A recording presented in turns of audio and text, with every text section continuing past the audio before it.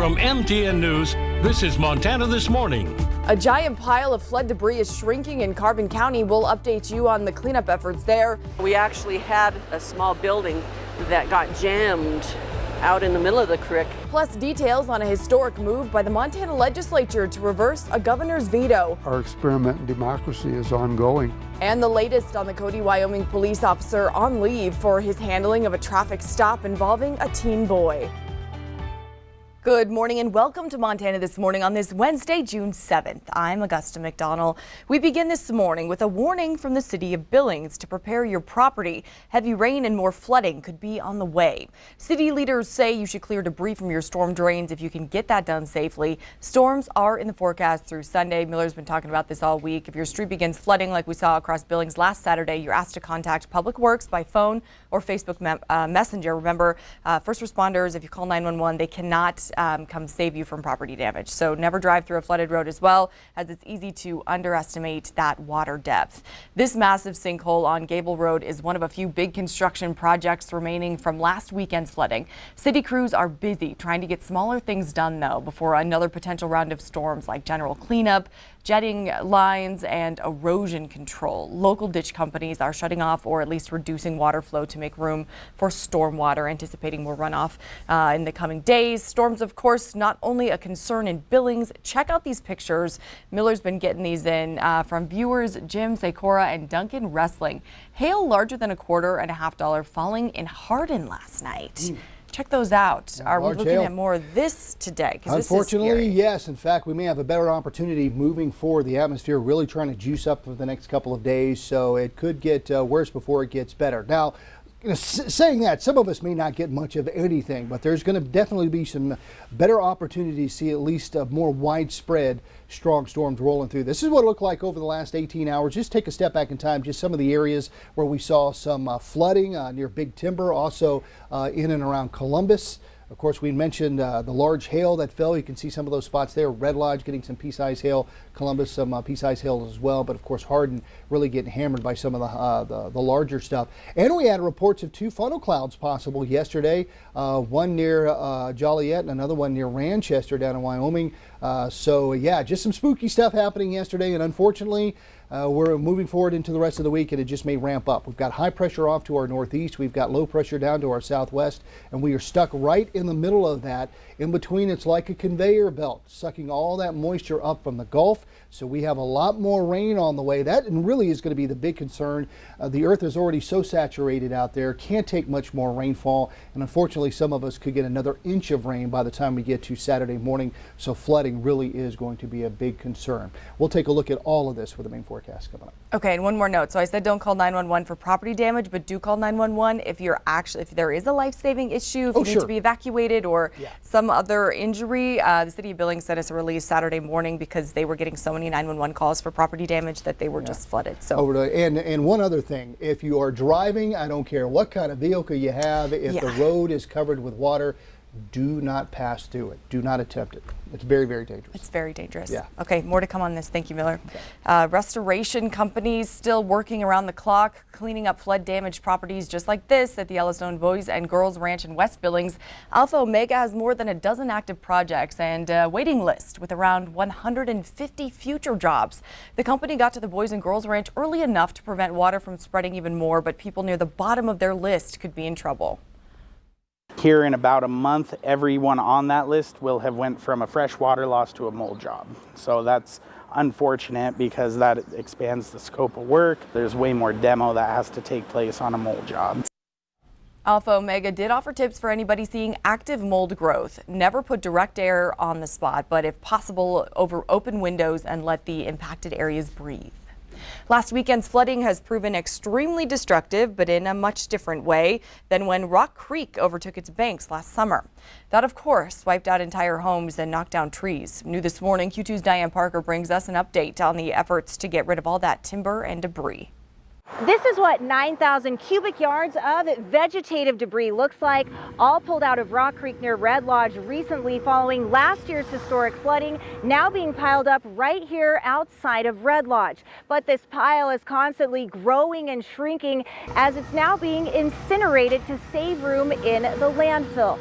All in all, up to 100,000 cubic yards is expected to be cleaned up.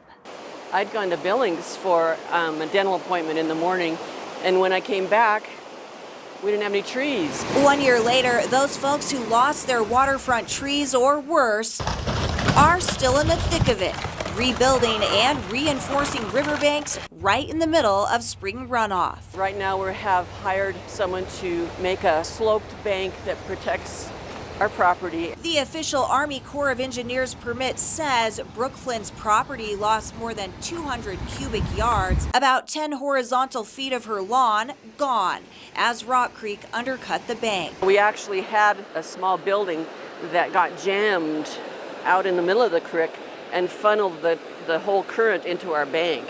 I don't think we would have had that much problem if someone's shed hadn't floated down the creek and got stuck out there. I've never seen anything like that. The aftermath devastating but not debilitating. Multiple government agencies coming together for what so far is a $3 million cleanup project tackled by 2 traveling contractors specializing in disaster recovery across the U.S. We're finding a lot of significant debris piles from all the trees that have piled up, houses that were washed downriver, bridge, household items. Much of that now turned to ash and set to end up at the Billings Regional Landfill. So far, some 43,000 cubic yards of debris cleared from Montana's waterways.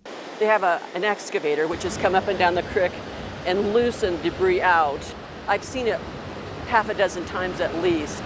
The massive Montana cleanup project is expected to be finished by fall. But even so, the fallout from a 500-year flood has much longer-lasting impacts, bringing out the best in humanity. I think really how the town helped each other. Let's do it. Churches and just volunteers and restaurants and people helping people. In Red Lodge, Diane Parker, MTN News. It's a great story. Thank you, Diane. And now an update from Wyoming, where a Cody police officer remains on paid administrative leave this morning while the internal investigation into his conduct during a viral traffic stop with a teenager comes to a close. But we're also learning the sergeant doing the internal investigation was also on scene assisting. This is uncut video from Sergeant Justin Weed's body cam as he arrives on scene to the traffic stop back in January to assist Officer Blake Stinson. Stinson pulled over the 17-year-old boy for failing to yield to a pedestrian in a crosswalk. Weed never put his hands on the teen and arrived at the end of the altercation where the teen was forcibly removed from the vehicle. Stinson says he smelled marijuana in the car, and when the teen didn't produce a license and registration, he was taken into custody. Cody City Administrator Barry Cook says the city is looking into a third-party investigator to make a recommendation after the internal review wraps up. We'll continue following that. Now back here in Montana, state legislators save a bill they passed last session, overriding a veto from Governor Greg Gianforte. Q2's David J. tells us what makes the move historic. Legislators say they've seen a governor's veto overridden before, but for some, this is the first time by mail-in vote. They voted to override the veto and pass House Bill 693, which is about the public's right to know. The bill originally passed 94-4 in the House and 48-2 in the Senate. 2/3 of each chamber were needed to override Governor Gianforte's veto. Seemingly easy, but the override passed by just 2 votes in the House and 3 votes in the Senate. That's a 30% shift, almost all of it, some of my fellow Republicans.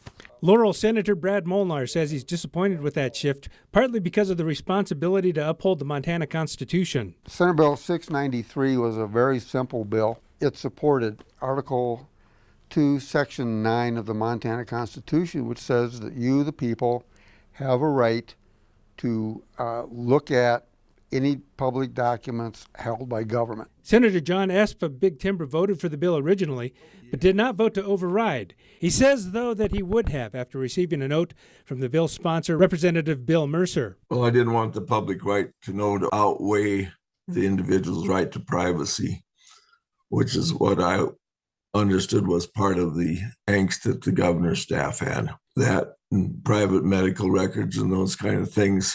The representative assures me in his letter that that's not the case. All votes against came from Republicans, with every Democrat legislator voting for an override. Molnar says this is the first time he's seen a veto override by mail-in vote. It's historic to see this amount of shift based on partisanship. It's historic to see the Constitution so plainly ignored It's historic to see the governor get overridden. The whole thing is our experiment in democracy is ongoing, and it's going in the right direction. In Billings, David J., MTN News. Thank you, David. And topping national headlines this morning, former Vice President Mike Pence is jumping into the 2024 campaign for president today. Former New Jersey Governor Chris Christie joined the growing Republican primary race yesterday. He took aim at former President Donald Trump, now considered his party's frontrunner in the polls. Christie said Trump is, quote, a bitter, angry man who wants power back for himself. Trump fired back on social media, calling Christie a, quote, failed governor who left office with a 7% approval rating. Back in Montana, a judge rules in favor of a travel agency in a lawsuit brought by Montana families. Those families say Global Travel Alliance owes them thousands of dollars after some school trips were canceled during the pandemic. The judge, meanwhile, feels the company went above and beyond to correct that situation. But as Q2's Andrea Lutz reports, this legal battle is far from over. When the pandemic brought the travel industry to a screeching halt, businesses felt it.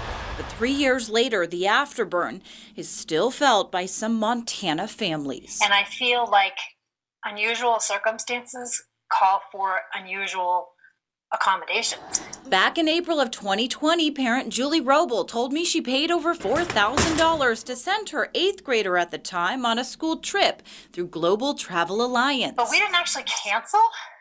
So that's where things get really interesting. In the best interest of safety, Montana-based Global Travel canceled those trips. First of all, we were disappointed that the case got filed in the first place. Instead, President Ethan Skirnock says the company made every effort to keep school children traveling when it was safe to do so. So there was a voucher program, there were different rescheduled trips, there were new trips added that students could go on, and tons of students did. Global Travel offered its families the option to participate in a rescheduled trip or receive a partial refund in accordance with their booking policy.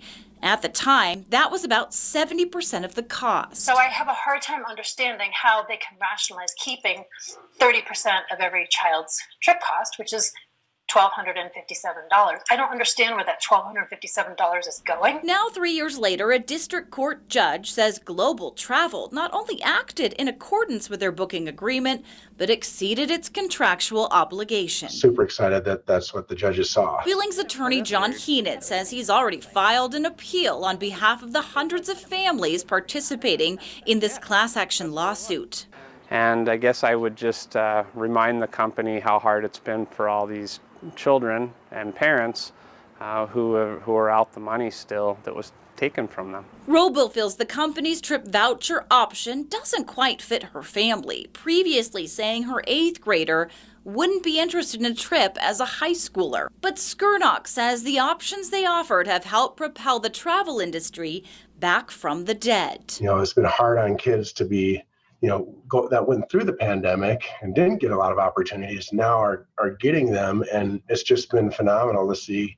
In Billings, Andrea Lutz, MTN News.